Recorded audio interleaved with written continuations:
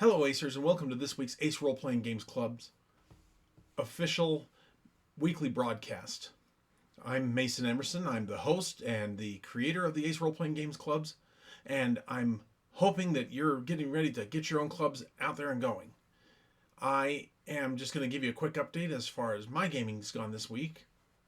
I have been running for the last couple weeks a session of, a longer, it's become almost a campaign of just a little one though, of Rocket Nazis on the Orient Express using level 1 superheroes, the pulp level superheroes that are very common in pulp fiction and things like that of the 1920s and 30s, like the Shadow.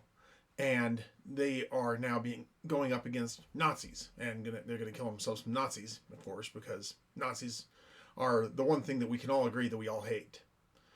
So it's one of those things that I realized that the two just mashed together just beautifully, and it fits very much in line with the original feel of a pulp story.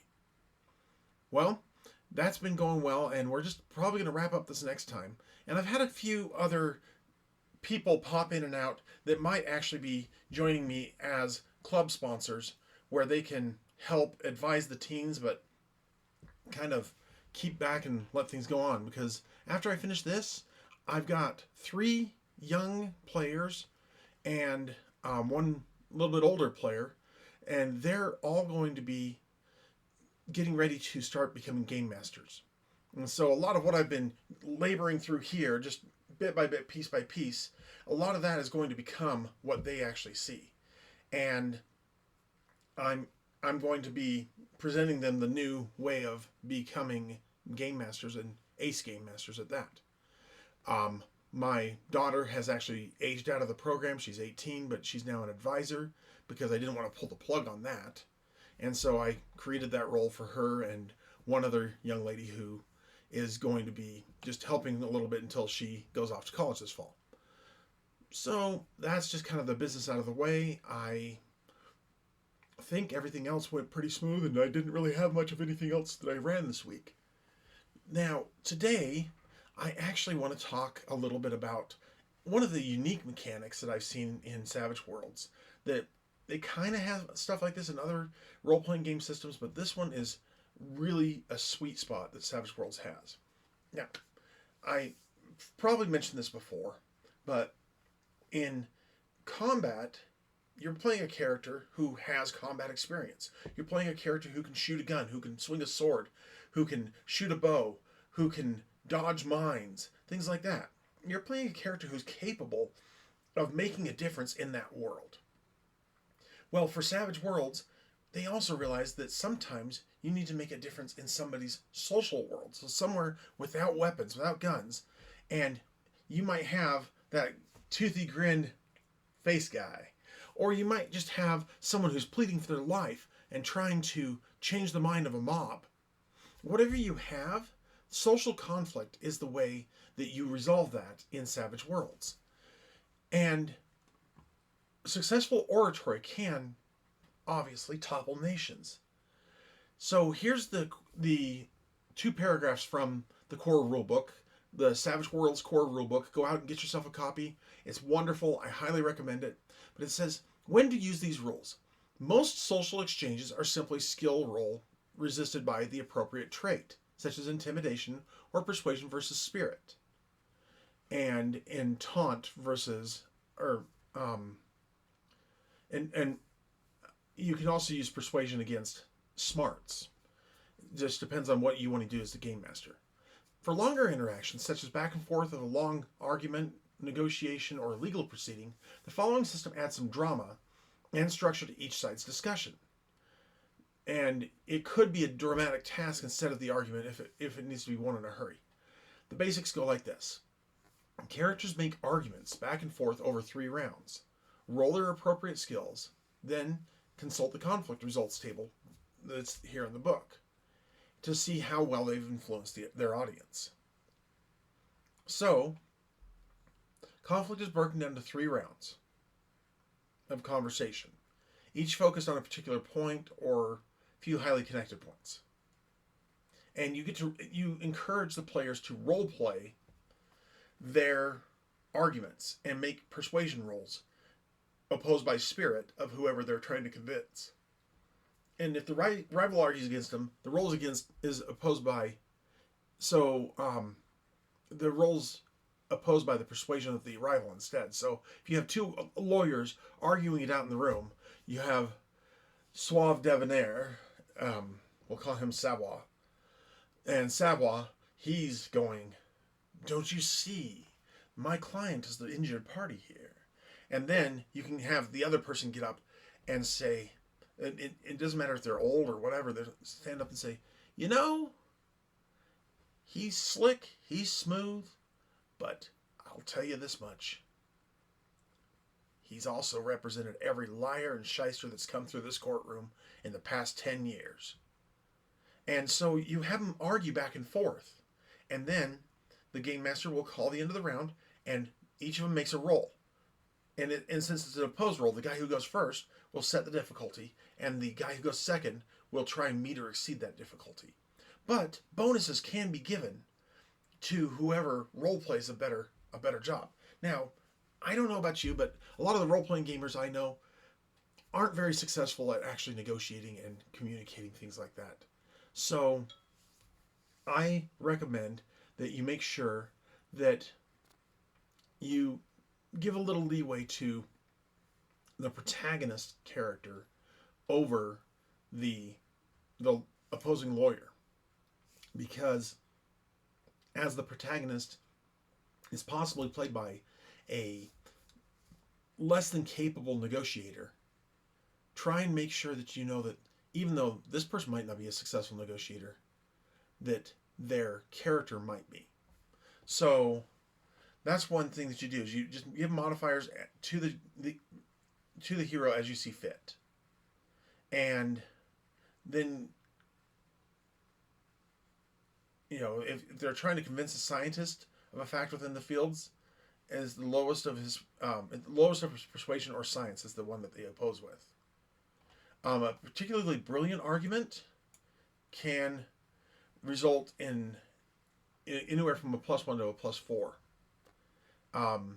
However, they can miff it, and hindrances like an outsider could still imply the social penalty that it should. And after each round, you roll it. You check you check the influence tokens. And so when you get an influence token, each success and raise by the petitioner grants one influence token. So if you succeed over your opponent, you get one influence token. If you succeed with a raise, that's 2 influence tokens. And in 3 rounds, if you can steadily get 2 influence tokens and have that, you have a chance of definitely convincing the target to help you and do what they need to do. Now, it is possible to fail here, and that's something you have to be aware of and have to have plans for, even if you're just making them up on the spot. If you have a failure, what is that going to mean? Does it mean that the mob storms the building and now you have a huge fight on your hands? Or maybe you throw a persuasion roll or a social conflict in at the midpoint of a mass battle. Maybe you throw a social conflict in during any sort of a dramatic task or something. Maybe there's ways that you can weave these in. That's the nicest thing about the Savage World subsystems, is that they weave together very nicely. Now, we've role-played these before in like Dungeons and Dragons. I've role-played these kind of things before.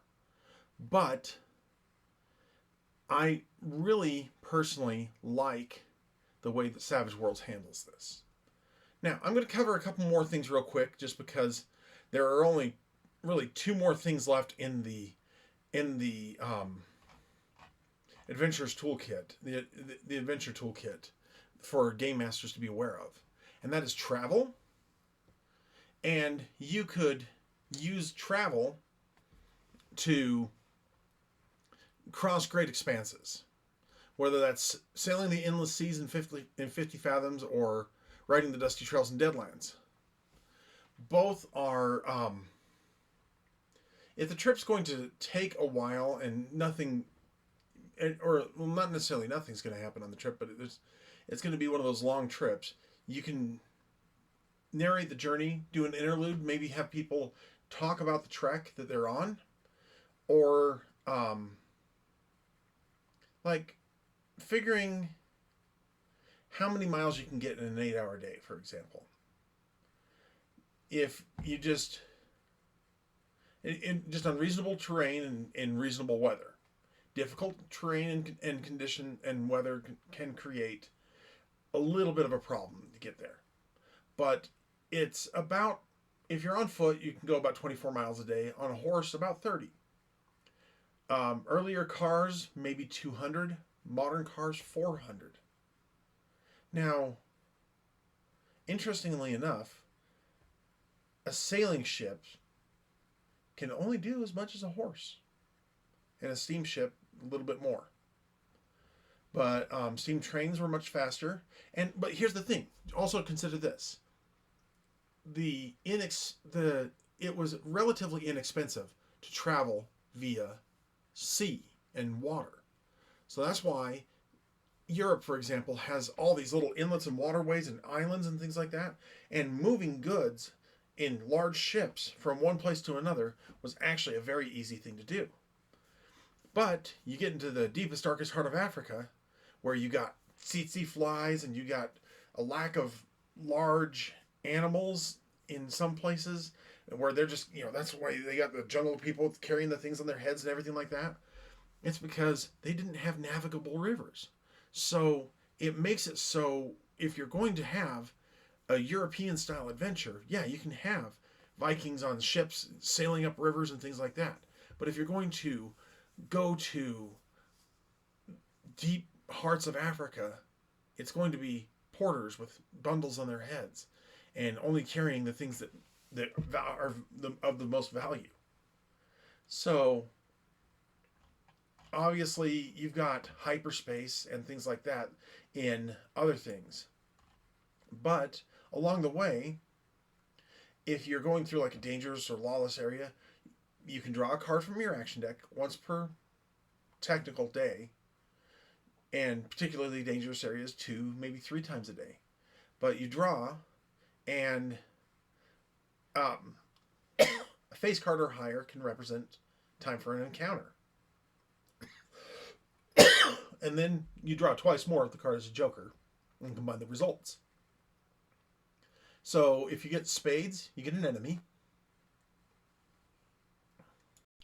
If you get hearts, you meet strangers, and this could lead into some new stuff, some old stuff, some role-playing stuff. Diamonds are treasure, and clubs, of course, being as it's Savage Worlds, are an obstacle.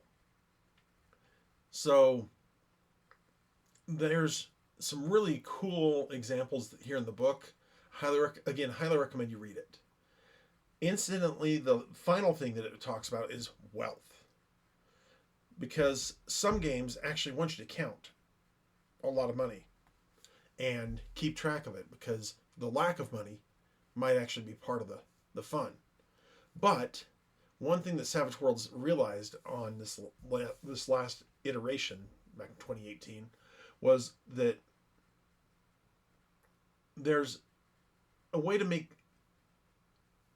the money in the game a bit easier, occasionally more dramatic. Because first thing, going back all the way to character creation, I do not require my players to keep track of every dollar in any setting, even in East Texas University, which is the one setting that somebody pointed out. You gotta make sure they're getting their costs and paying for that $5 movie ticket and things like that. But I just like the idea of general wealth being a thing to consider. And the way that this works is, as a quote again here from the book, use the wealth system if you want a quick and easy way of handling financial resources without tracking actual currency.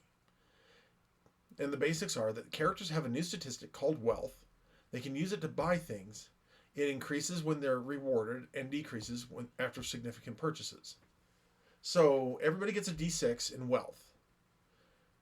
And that's average middle class resources. This isn't a trait, but it acts like one. So you don't roll a wild die with it.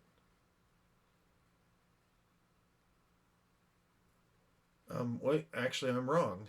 But it acts so it isn't a trait, but acts like one. Because actually, truth be told, I've just kind of ignored money.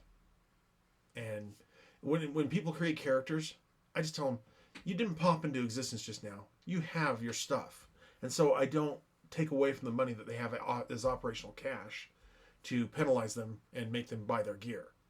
So, but I keep it within reason. Nobody's going to start out with an AK-47 unless we're starting out in a war game and you can justify having an AK-47. So I need to reread this as it is stated here. This isn't a trait, but acts like one. Players may spend bennies when checking it, get their wild die, and benefit from ally support. So when you want to buy something mundane, you do so, no roll is required. If the item is more than about $10 times their wealth die, so $60 on average, they've made numerous recent trivial purchases, they must make a wealth roll.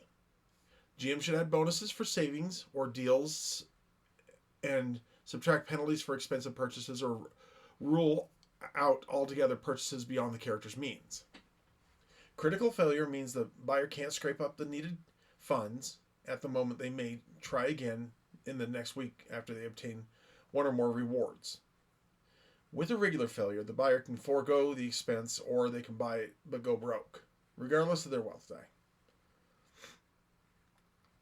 So, success means that you purchase the item, but your wealth die is reduced to die type until your finances are restored by time or rewards. A raise means you buy the item without reducing your wealth.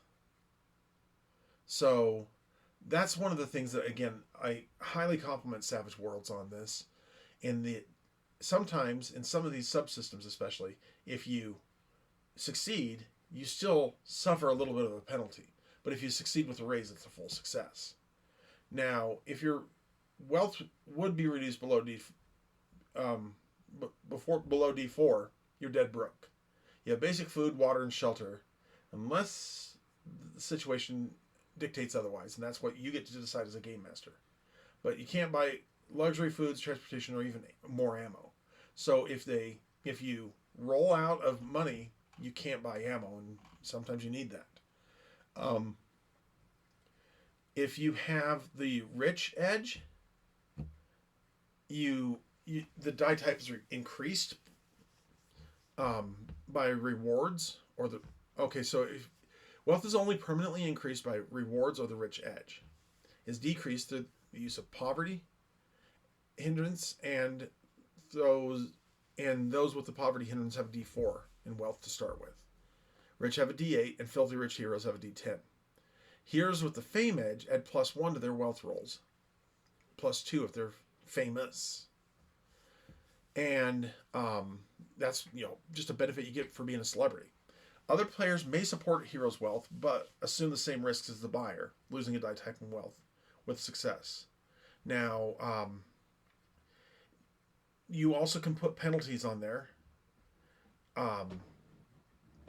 If you want to, for example, limit the availability. And so there can be up to a -4 penalty. As an example, finding a firearm in modern day Europe would come with at least a -4 penalty and serious consequences if the roll is failed. On rewards, getting paid for a job or finding treasure increases the character's wealth die 1 step for an average task, 2 for a really lucrative reward, and 3 for a very great reward. Rewards and cost of living are relative, so the increase only lasts for a month of game time, or until you as the game master feel that the party's lifestyle, carousing, and other general living expenses have restored it to normal. Whatever normal is for that character. And this also gives a good place for role-playing negotiations to get bonuses and have those bonuses taken away.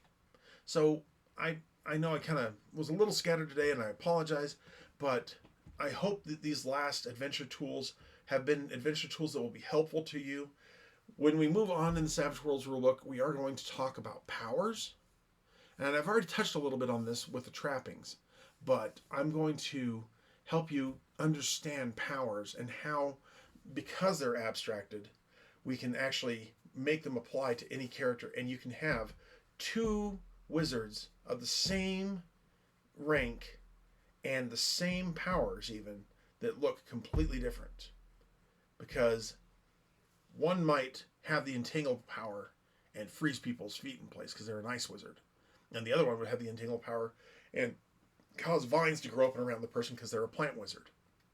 So two different examples of two different ways to handle the same power. Well, let's talk about that in a few weeks. It just depends on what goes on with the other sessions or the other meetups like this between now and then. Remember though, I do love you. You are amazing, and the world is a better place because you're in it. And I really look forward to seeing you at my table.